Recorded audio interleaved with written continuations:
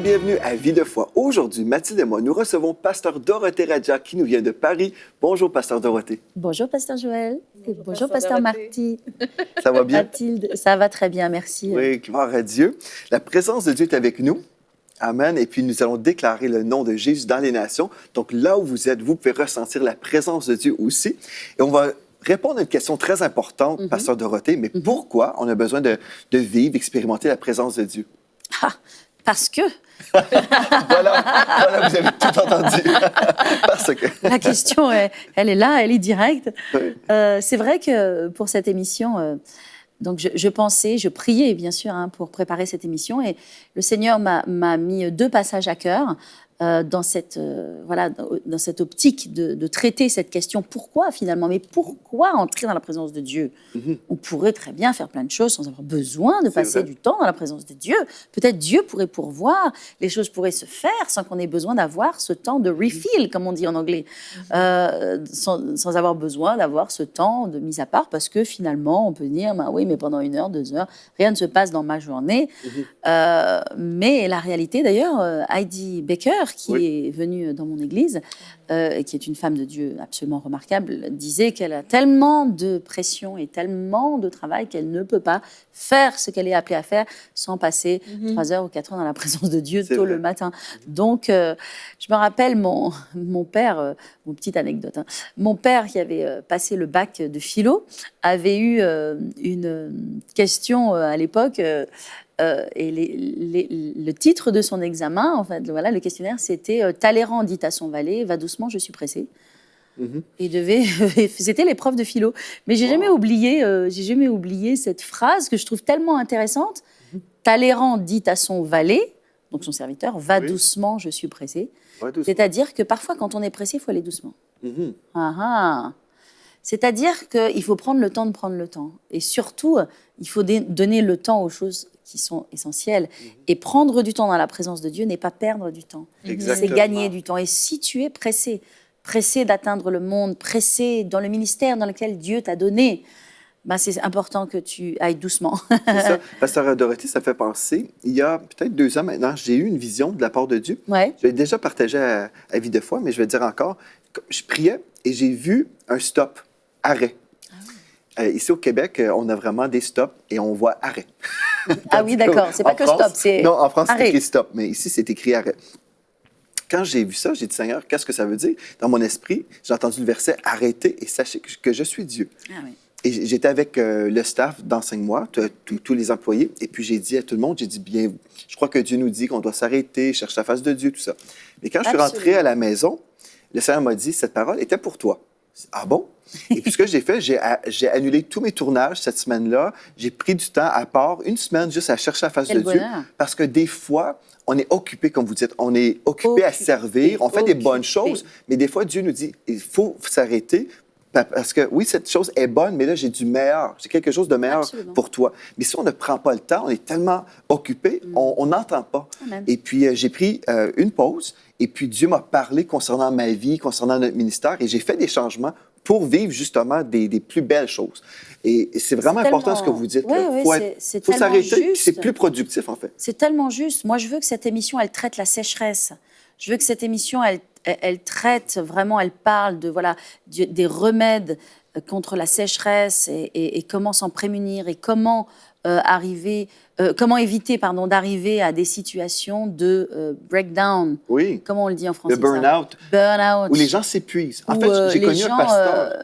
Ils se vident de toutes leurs substances et puis il n'y a plus rien. Et voilà. Et ce qui ne veut pas dire qu'il ne faut plus rien faire. Ben non. Mais il faut arrêter certaines choses qui ne sont pas arrêter le ministère obligatoirement ou arrêter de servir dans son église ou autre chose. Mais il faut arrêter une forme d'activisme, une forme de suroccupation pour se recentrer ses priorités, pour mettre Dieu au centre et surtout à la première place.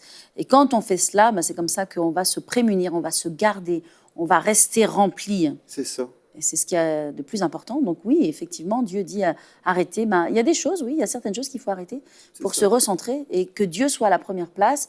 Et après, tout coule, tout est facile.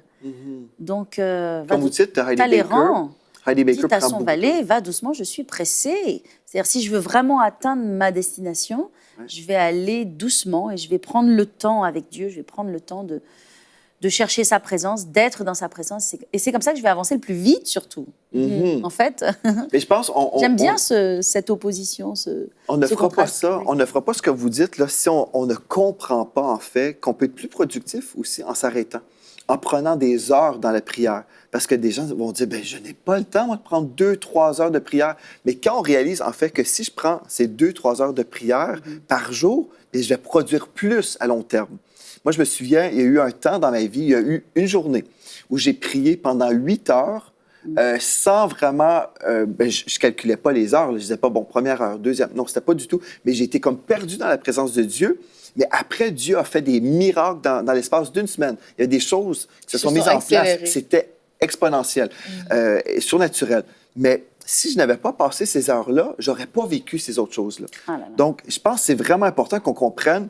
Je me souviens, une femme de Dieu disait, il y a des gens qui disent, « je n'ai pas le temps de méditer sur la parole de Dieu, sur la guérison. » Mais vous avez peut-être 10 heures à aller attendre à la clinique. Vous comprenez? Donc, des fois, si on prend du temps avec Dieu dans sa présence, on va éviter beaucoup de détours aussi. Absolument. Absolument. Puis on va éviter la sécheresse. Oui. Mais donc, moi, j'aimerais vous parler un petit peu d'Ézéchiel 37. Parce que c'est un passage que Dieu me donne, et notamment pour vous aussi qui êtes derrière vos écrans. C'est au verset 1, la main de l'Éternel fut sur moi, et l'Éternel me transporta un esprit et me déposa dans le milieu d'une vallée remplie d'ossements. Il me fit passer auprès d'eux, et puis il dit au verset 4, il me dit, prophétise sur ces eaux. Alors on sait que la prophétie, c'est une œuvre de l'esprit. Donc on est en présence des ossements. Peut-être aujourd'hui, vous dites, ma vie spirituelle, elle ressemble comme un ossement mort, parce que je ne me suis pas rechargée, je ne suis pas allée dans la présence de Dieu, j'ai fait les choses par mes propres forces, et j'ai l'impression que je suis à l'intérieur de moi comme une vallée d'ossements morts. Dieu merci, c'est possible que cette vallée ressuscite. Amen. Et ta situation, ta condition spirituelle n'est pas une fin en soi. Il y a de l'espoir pour toi. Alléluia. Et donc, Dieu va dire à son prophète, prophétise sur ces eaux. Et il dit, un petit peu plus loin, au verset 5, il dit, voici, je vais faire entrer en vous un esprit. Et donc là, il est parlé du Saint-Esprit, on est dans l'Ancien Testament quand même. Et là, déjà, depuis l'Ancien Testament, Dieu est en train de parler qu'il va faire entrer en nous un esprit.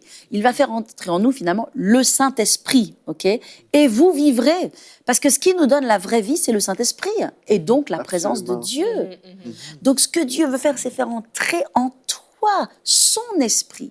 Donc, quand tu prends du temps dans la présence de Dieu, tu es en train d'investir, d'un investissement extraordinaire, un investissement royal, un investissement qui est cher, qui est précieux, parce que Dieu veut faire entrer en toi son esprit. Amen. Et donc, il dit un petit peu plus loin au verset 6, « Je mettrai en vous un esprit et vous vivrez ». Et il redit donc la même chose. Verset 7, il dit « Et il y eut un bruit ». Moi, je ne sais pas, quand je lis Ézéchiel 37, je lis Acte 2, parce qu'il va parler... Le vent impétueux. Il va parler du bruit, il va parler du vent aussi, il va parler de mettre un esprit, parce que c'est la volonté de Dieu. C'est ce que Dieu veut, qu'on soit animé par l'esprit, que ce soit pas par notre force, mais que ce soit par son esprit. Et ça a été le drame, la tragédie d'Adam, parce qu'Adam était dans le jardin, il était naturellement dans la présence de Dieu, tout était facile, tout était automatique, etc. Puis il y a eu un moment, le péché est entré et il a été chassé de la présence de Dieu. Et là, qu'est-ce qui s'est passé lorsqu'il a été chassé de la présence de Dieu? Tout est devenu dur, tout est devenu difficile. Il fallait labourer cette terre qui était aride, le sol était plein d'épines, c'était à la sueur du front, les grossesses allaient être difficiles. Et donc, tout devenait difficile, loin de la présence de Dieu. Mais aujourd'hui, Dieu te rappelle dans son jardin. Dieu te rappelle dans le jardin d'Éden. Amen. Jésus est passé dans le jardin de Gethsémane pour que toi, tu puisses entrer dans le jardin d'Éden. Et dans le jardin d'Éden, c'est là où il y a sa présence. Donc, ne sois plus hors de sa présence. C'est vraiment une décision que tu dois prendre aujourd'hui, que je vais vivre ma vie aujourd'hui en étant rempli de la présence de Dieu, en étant imbiber et en allant la chercher, cette présence, parce qu'il faut être volontaire, parce que c'est un acte, c'est une décision de notre part d'aller la prendre, d'aller la chercher. Dieu merci pour les expériences qu'on a eues, où on a eu une effusion, où l'Esprit de Dieu est venu sur nous.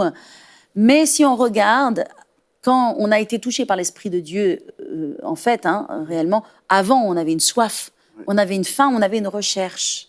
Donc, c'est volontaire, c'est un acte volontaire de vouloir aller chercher cette présence. Et on en parlera aussi de comment entrer dans la présence de Dieu. Souvent, on commence un peu dans la chair, on commence par se faire violence un petit peu dans notre chair pour pouvoir monter dans la dimension de l'esprit. Mais ça, on en reparlera. En tout cas, dans Ézéchiel 37, et on voit un petit peu plus loin au verset 9, il me dit, prophétise, etc. Et il dit, ainsi parle le Seigneur l'Éternel, Esprit vient des quatre vents, souffle sur ces morts et qu'ils revivent. On est à nouveau dans Acte 2. Et donc, c'est vraiment la volonté de Dieu, que l'Esprit de Dieu, le vent de Dieu vienne et souffle dans nos vies. Amen. Et il écrit au verset 10, « Et l'Esprit entra en eux et ils reprirent vie et ils se tinrent sur leurs pieds. Alléluia. C'est on passe du tout au tout. Oui, de la vie sans la présence de Dieu et la vie avec la présence de Dieu.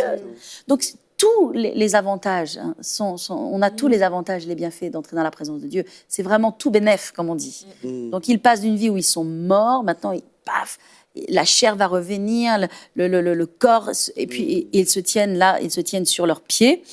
Et puis, voilà, bon, ce passage continue, le passage est long. Et il dit, voilà, j'ouvrirai vos sépulcres, je vous ferai sortir de vos sépulcres. Donc, Dieu veut nous faire sortir de la mort. Dieu veut nous faire sortir de la mort spirituelle. Dieu veut nous faire sortir de la sécheresse spirituelle. Et si je dis cela, c'est parce que, parfois dans nos vies, et ça m'est arrivé, j'ai ressenti de la sécheresse spirituelle. Il m'est arrivé de me sentir épuisée, d'être allée plus loin que mes propres forces. Et d'avoir usé un peu. Et donc, on apprend de nos erreurs. Et c'est bien aussi d'en parler, de montrer aussi notre humanité. Absolument. Et on n'est pas parfait. On apprend de nos erreurs. Et ça m'est arrivé. Et ça m'est arrivé. J'ai appris cette leçon. Et surtout, je ne veux jamais retourner dans cela. Parce que la vie sans l'Esprit de Dieu, c'est catastrophique, c'est terrible, c'est trop dur. Le ministère, même sans l'Esprit de Dieu, c'est insupportable. C'est ça. Et il y a beaucoup de gens dans nos églises qui vivent comme ça, qui servent Dieu à partir d'une base qui est sèche. Et ça, il faut absolument retourner à Dieu de tout notre cœur. Je me souviens d'un pasteur qu'on a eu. C'est un ministère de guérison. Il y avait beaucoup de fruits. Il travaillait beaucoup. Et puis, il s'est rendu à un point dans son ministère où il a vécu le burn-out, l'épuisement total. Et puis, ce qu'il a dit, en fait, il a dit, ce n'est pas parce que je travaillais trop. Il dit parce que je n'étais pas... C'est les choses, en fait, que je ne faisais pas qui ont permis que je me brûle juste. Comme ça, là, que je m'épuise. En fait, c'est ça, il racontait tout ça. Et puis, il disait, je ne passais plus autant de temps avec Dieu comme autrefois. Des fois, on s'imagine, j'en fais trop. Non. Si on a Dieu, bien, je puis tout par celui qui me fortifie. C'est tellement juste, Pasteur Joël. Il y a tellement de gens qui vont écouter ce message et qui vont dire « Oui, c'est vrai, je me sens sec spirituellement, donc je vais arrêter mon engagement à l'Église, je vais m'asseoir sur ma chaise, je vais me laisser me remplir par Dieu. » Mais c'est pas ça. En fait, c'est des fois, je pense qu'on peut vraiment se perdre dans l'activisme. Et il y a quelque chose que une femme de Dieu que j'aime beaucoup, Joyce Meyer, que j'ai beaucoup écoutée au début de ma vie chrétienne, elle disait « Est-ce que vous êtes occupé ou est-ce que vous portez du fruit? » Et je pense que c'est une question à se poser. Des fois, aujourd'hui, on parle de la présence de Dieu. Justement, c'est un bon temps pour s'arrêter et faire peut-être un constat de notre état spirituel, est-ce qu'on est sèche? Et donc stérile. Oui, exactement. Et on ne porte pas de fruits. Est-ce qu'on se sent mort? Et la vie de l'esprit, c'est la vie de l'âme, c'est la vie du cœur, c'est la vie du corps. Et si je prends du temps avec Dieu, eh bien, je m'évite justement de tomber dans la maladie. Je recharge mes batteries, je recharge mon âme, je renouvelle mes pensées. Et si je prends ce temps-là, je vais... en fait, la parole et la présence de Dieu, c'est une eau dont j'ai besoin. Si je prends le temps d'aller m'abreuver à cette eau, bien, je ne pourrai pas demeurer dans l'activisme. Je vais être obligée, comme on disait hier, c'est comme une respiration, le temps qu'on a dans le lieu secret. Donc, pourquoi? Pour recharger nos batteries, pour se remplir, pour justement recevoir des révélations, pour recevoir la direction de Dieu. Combien de temps on peut se sauver en prenant du temps dans la présence de Dieu? C'est vrai. Si je suis perdue comme spirituellement, je suis sèche, je ne connais pas la volonté de Dieu, mais en même temps, je suis dans l'activisme, mais je ne prends pas du temps dans la présence de Dieu, mais c'est certain que je n'entendrai pas la voix de Dieu. Je ne connaîtrai pas la direction pour ma vie. Je ne connaîtrai pas je vais manquer de sagesse spirituelle, d'intelligence spirituelle pour prendre les bonnes décisions dans ma vie. Donc, il y a toutes sortes d'innombrables raisons pourquoi on a besoin d'aller se ressourcer dans la présence de Dieu, pourquoi on a besoin justement de ne pas demeurer dans la sécheresse. Amen. On ne devrait pas ressentir. Si je suis un enfant de Dieu, sérieusement... On doit combattre cela. Oui. Et on doit le traiter le plus vite possible. Exactement. Urgent. Maladie urgente à soigner. Ce n'est pas la volonté de Dieu qu'on soit desséché. Non. C'est une chose importante. Il disait prophétise. Il y a des gens qui disent mais c'est la volonté de Dieu parfois qu'on soit épuisé, desséché. Dieu m'envoie dans un désert. Jésus est allé dans le désert. Comment est-ce que tu peux que vous pouvez répondre à ça, Pasteur Dorothée? Jésus a été conduit par le Saint-Esprit dans le désert et il en est sorti revêtu. Le seul désert qu'il a vécu, c'était un désert dans lequel il a vaincu sa chair et il a vaincu le diable, il a vaincu Satan totalement dans le désert. Et l'ennemi ne pouvait plus mettre la main sur lui et donc a dû se retirer. Donc non, Dieu ne nous envoie surtout pas dans un désert spirituel. Jésus pouvait être dans un désert dans le naturel, mais son esprit était surpuissant. Et donc voilà, c'est jamais un désert de l'esprit. Non. Il y a des gens qui disent mais Dieu m'a parlé dans ce désert. Oui, malgré plusieurs choses, Dieu va parler, mais c'est pas à cause qu'on s'est éloigné de Dieu que c'est à ce moment-là que Dieu devait nous mettre dans une situation pareille. Donc, je pense des fois, on est là, on vit des choses et on veut toujours blâmer Dieu. Moi, j'ai jamais exprimé dans ma vie, j'ai jamais dit je passe par un désert. Moi non plus. Super. Je n'ai pas l'intention de passer par un désert parce que Dieu dit qu'il m'abreuve aux sources de la vie, il m'amène sur des verts pâturages. Donc, non, je n'ai pas jamais le sentiment que Dieu m'ait donné dans un désert. Mais par contre, je vais passer dans un désert si je manque de la présence de Dieu. Mais Dieu ne m'aura pas amené dans le désert. Amen. Mais je me suis amenée dans le désert. Oui, je me suis asséchée de la présence de Dieu. Exactement. Prêcher. Et moi, je veux dire quelque chose par rapport à ce que vous avez dit et que je trouve tellement juste. Vous avez dit, ce ne sont pas les choses que l'on fait qui nous assèchent et qui nous épuisent, mais ce sont les choses qu'on ne fait pas. Et les choses qu'on ne fait pas, c'est quand on ne va pas assez à la source, justement. Et justement, en fait, quand on voit les grands serviteurs de Dieu dans le monde, ils font des choses extraordinaires. Ils voyagent les 4 coins de la planète, ils écrivent des livres, ils font des conférences, ils ont des ministères invraisemblables et des œuvres missionnaires, etc. Donc, ils sont ultra productifs. Oui. Donc, ce n'est pas de moins faire. En fait, plus tu vas à la source, en fait, plus tu vas être capable de faire plus et davantage.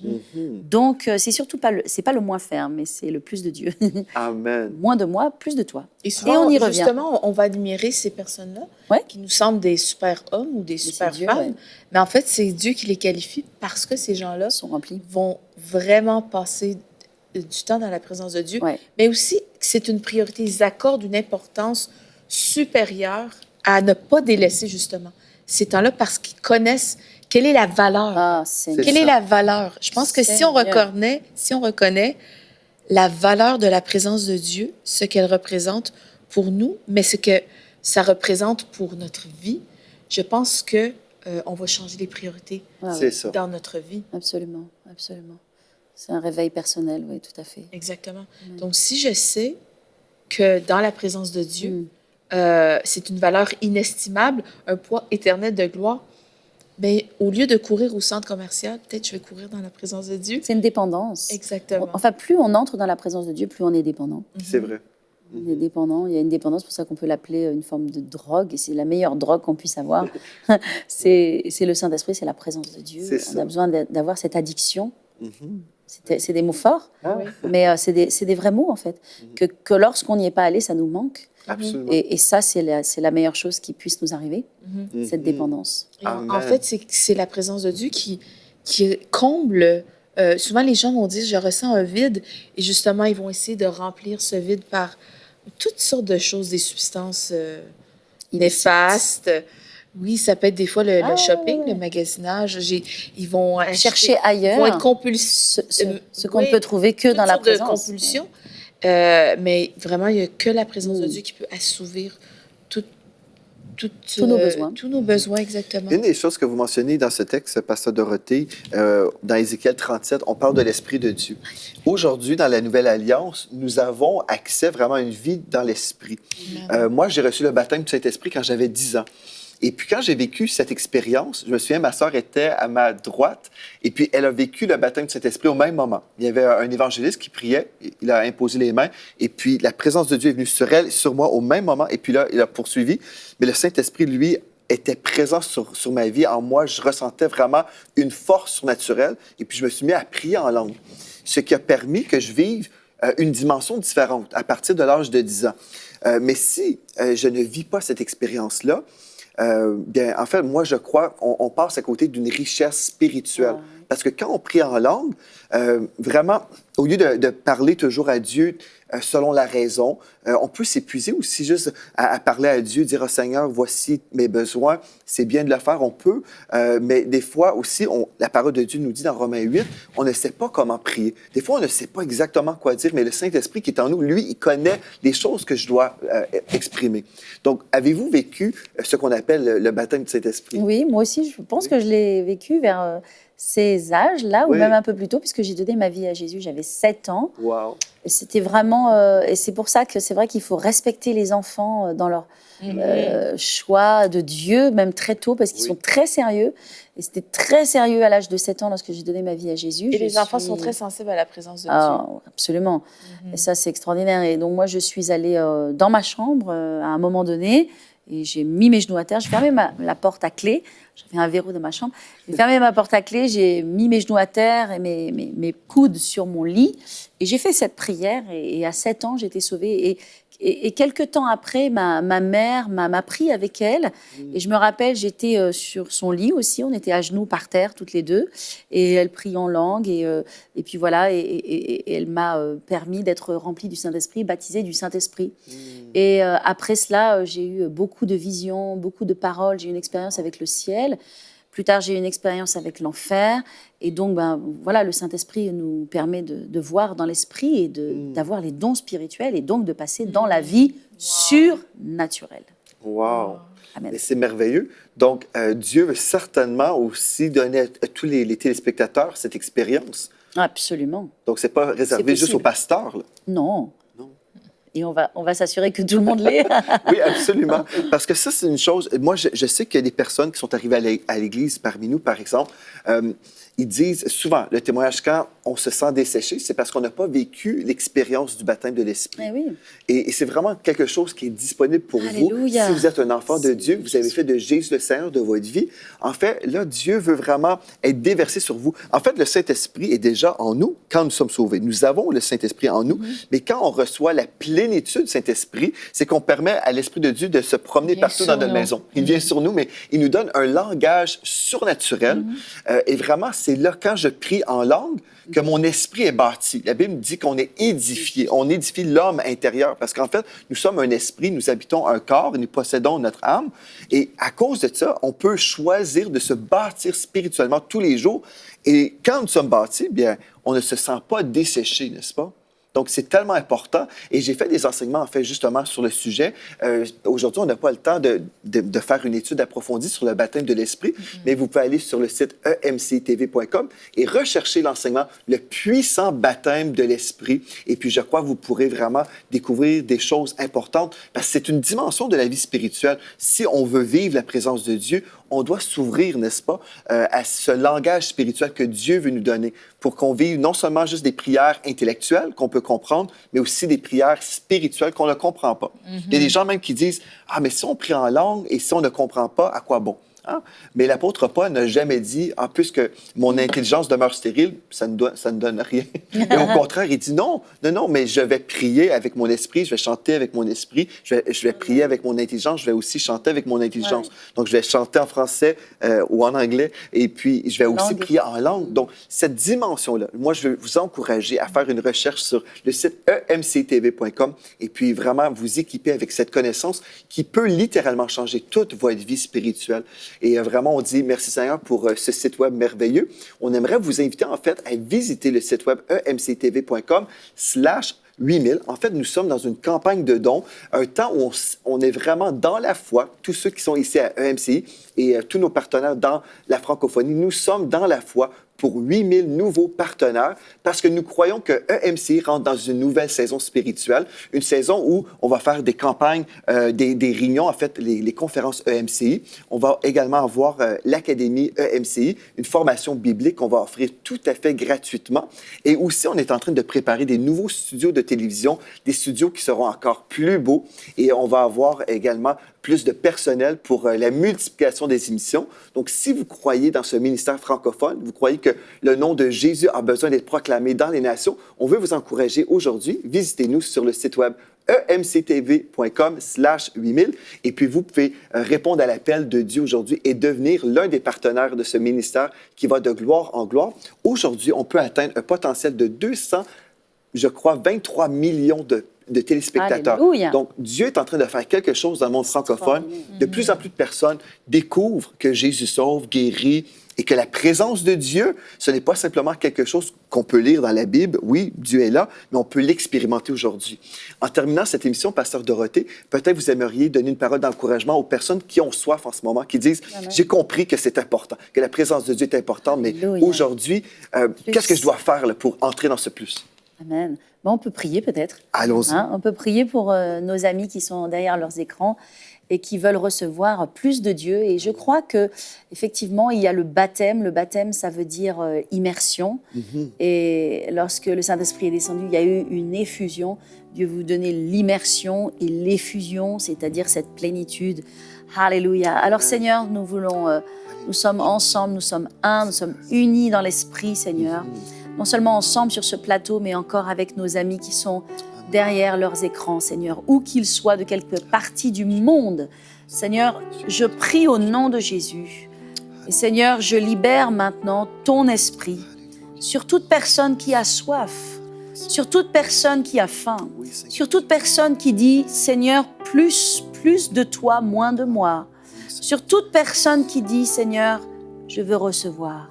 Seigneur, merci que la colombe de ton esprit, Seigneur, descende maintenant. Amen. Que le feu de Dieu, tel qu'il s'est manifesté à la Pentecôte, Seigneur, descende maintenant sur tes enfants, Seigneur, et qu'ils expérimentent maintenant une plénitude, qu'ils expérimentent maintenant une abondance de ta paix, Alléluia. Mais aussi de ta présence. Merci pour la manifestation de l'Esprit qui se manifeste par un feu, peut-être des larmes, peut-être des pleurs, peut-être des cris. Mais Seigneur, par le fait d'être rempli, nous disons plus de sécheresse dans le nom de Jésus. Oui. C'est terminé la sécheresse. Maintenant vient le temps de l'Esprit. Un vent nouveau souffle sur toi au nom de Jésus. Amen. Amen. Gloire à Dieu. Merci, Pasteur Dorothée. Nous avons été bénis. Gloire à Dieu. Et merci à vous d'avoir été là. D'ici à demain, soyez richement bénis. Nous entrons dans une saison de récolte glorieuse où nous croyons tous ensemble pour 8000 partenaires à 35 € par mois ou plus. Et ensemble, nous verrons des beaux studios, des conférences EMCI partout à travers la francophonie et même EMCI Académie. Joignez-vous à nous dans notre foi et nous verrons ensemble la gloire de Dieu. Dès maintenant, donnons pour faire entrer EMCI dans une nouvelle saison. Pour faire votre don, rendez-vous sur emcitv.com/8000.